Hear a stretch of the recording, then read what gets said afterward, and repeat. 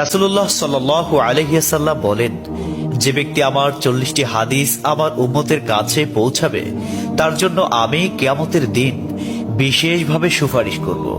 সুবহানাল্লাহ। নাম্বার 2, মানুষের মধ্যে যারা মৃত্যুকে বেশি করে স্মরণ করে এবং তার জন্য প্রস্তুতি নেয় তারাই সবচেয়ে বুদ্ধিমান। নাম্বার 3, প্রত্যেক জিনিসের জাকাত আছে, আর দেহের জাকাত হচ্ছে রোজা। নাম্বার 4, যে তার সময় আল্লাহর জন্য ব্যয় করে না তার জন্য জীবন অপেক্ষা মৃত্যু শ্রেয়। নাম্বার 5, যারা সব সময় ইস্তিগফার তথা ক্ষমা প্রার্থনা করে তাদের সাথে উঠা বসা করুন, কেননা তাদের হৃদয় সবচেয়ে কোমল হয়। নাম্বার 6, তুমি যত সিজদা দিবে আল্লাহ তত গুনাহ তোমার মাফ করে দিবেন। সুবহানাল্লাহ। নাম্বার 7, সূরা ফাতিহা প্রায় 1000 রোগের ওষুধ। নাম্বার 8, হাতের তালুতে জ্বলন্ত আগুনের কয়লা রাখলে যেমন কষ্ট হবে তার চেয়ে বেশি কষ্ট হবে শেষ জামানায় ঈমান রাখতে।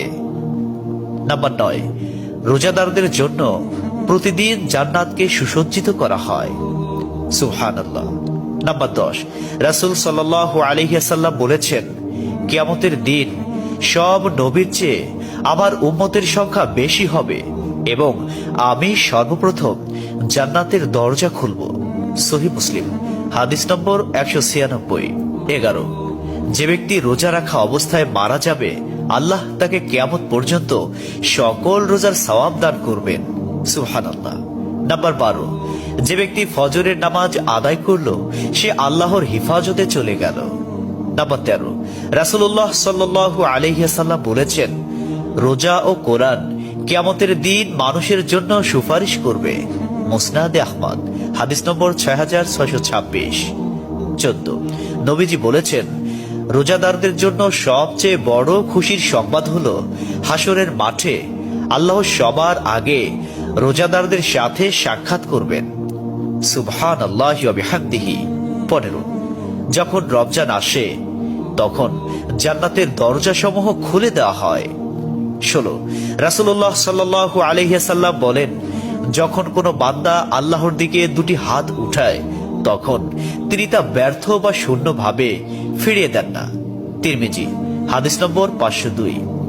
17, হযরত মুহাম্মদ সাল্লাল্লাহু আলাইহি ওয়াসাল্লাম বলেছেন, একটি খেজুরের অর্ধেক হলেও দান করে জাহান্নামের শাস্তি হতে নিজেকে হেফাজত করো।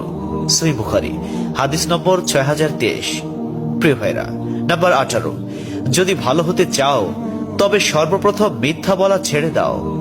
19, তুমি যখন রাস্তা দিয়ে যাও তখন আল্লাহর নামে জিকির করো, কারণ হাসরের দিন ওই রাস্তা তোমার নামে সাক্ষ্য দিবে। 20, তোমরা সব সময় উযু করো, কারণ কিয়ামতের দিন যারা উযুকারী তাদের হাত পা উজ্জ্বল থাকবে। সুবহানাল্লাহি ওয়া বিহামদিহি।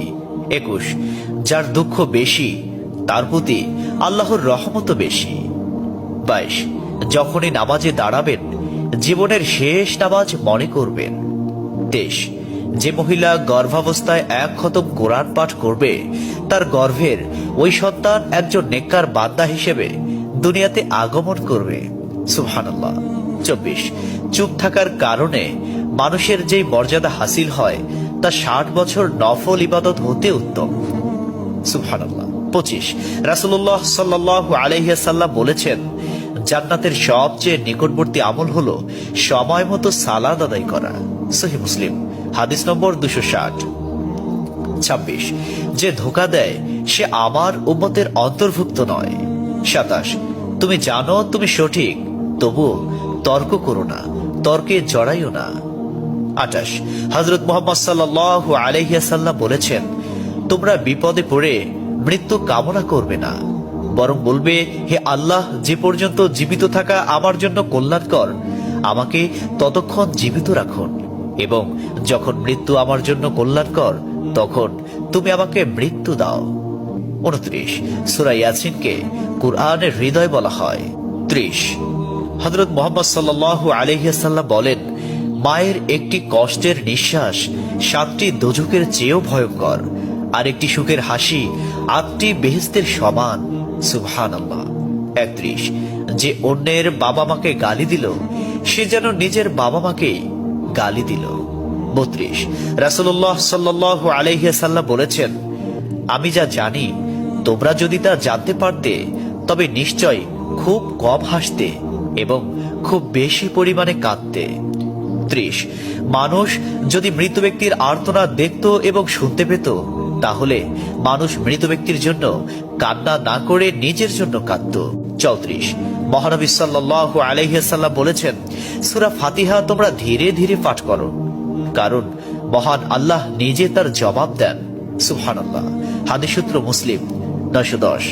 35, রাসূলুল্লাহ সাল্লাল্লাহু আলাইহি ওয়াসাল্লাম বলেছেন, কিয়ামতের দিন যে জিনিসটি মুমিনদের পাল্লায় ভারী হবে সেটি হচ্ছে সুন্দর চরিত্র, আখলাক। আবু দাউদ হাদিস নম্বর 4101। 36, কবরের ভিতরের প্রথম চাপ পৃথিবীর সকল কষ্টকে হার মানিয়ে দেবে।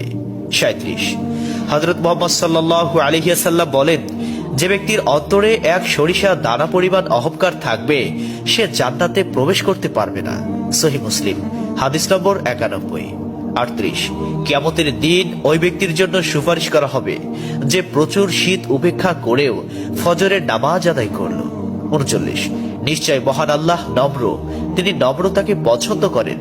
তিনি নম্র স্বভাবের লোকদেরকে যা দান করেন তা কঠিন স্বভাবের লোকদের দান করেন না।